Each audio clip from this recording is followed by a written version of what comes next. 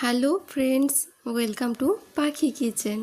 আজ আমি আপনাদের সাথে শেয়ার করব গাজরের হালুয়া। তো চলুন রেসিপিটা দেখে নেওয়া যাক। গাজরের হালুয়া বানানোর জন্য এখানে আমি নিয়ে নিয়েছি 500 গ্রাম গাজর। গাজরগুলো আমি খুব ভালোভাবে গ্রেট করে নিয়েছি। তারপর এখানে আমি কড়াই চাপিয়ে দিয়েছি। কড়াই গরম হয়ে গেছে, এখন আমি কিছুটা ঘি দিয়ে দিলাম। ঘিটা গরম হয়ে যাওয়ার পরে এখানে আমি দিয়ে দিলাম গ্রেট করে রাখা গাজরগুলো। গাজরগুলো আমি খুব ভালোভাবে নাড়াচাড়া করে নিচ্ছি। গাজরগুলো এইভাবে নাড়াচাড়া করতে করতে একটু নরম হয়ে আসবে। বেশ কিছুক্ষণ আমি এইভাবে নাড়াচাড়া করে নিচ্ছি। আস্তে আস্তে গাজরটাও নরম হয়ে আসছে। তারপর এখানে দিয়ে দিচ্ছি পরিমাণ মতো চিনি। 500 গ্রাম গাজরের জন্য দিয়েছি 150 গ্রাম চিনি। তারপর আমি একটু ঢাকা দিয়ে রান্না করে নেব। কিছুক্ষণ পর ঢাকনাটা সরিয়ে নিয়েছি। তো দেখুন গাজরের থেকে কতটা জল বেরিয়ে গেছে, চিনিটাও খুব ভালোভাবে গলে গেছে।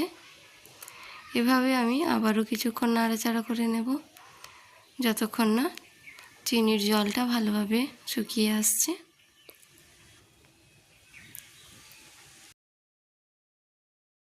তো দেখুন এভাবে নাড়াচাড়া করতে করতে চিনির জলটা অনেকটা শুকিয়ে গেছে। তারপর এখানে আমি দিয়ে দিচ্ছি দুধটা দেওয়ার পরে আমি একটু ভালোভাবে নাড়াচাড়া করে নিচ্ছি।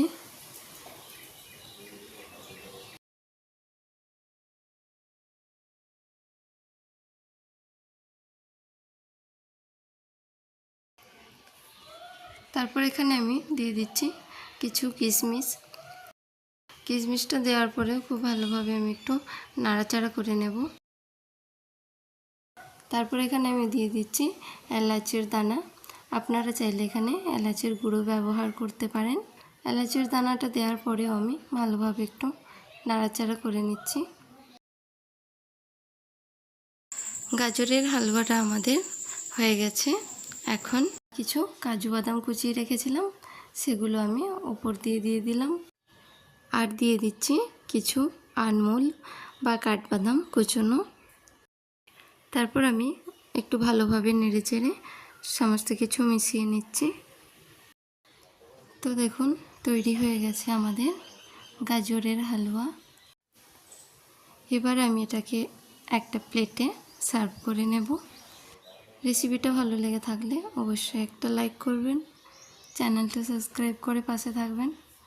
ফিরে আসবো নতুন কোনো রেসিপি নিয়ে। Thanks for watching.